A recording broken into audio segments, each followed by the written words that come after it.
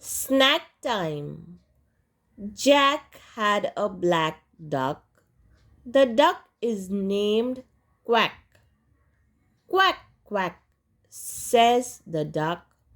I need a snack.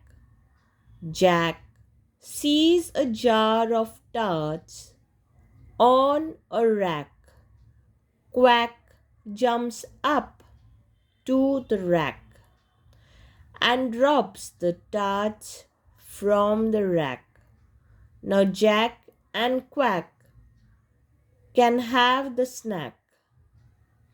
Meet my friends, Jack, Quack, the black duck. Kids, let's read along with me aloud. Please give me a like and subscribe to my channel. Till we meet until again. Thank you. Take care.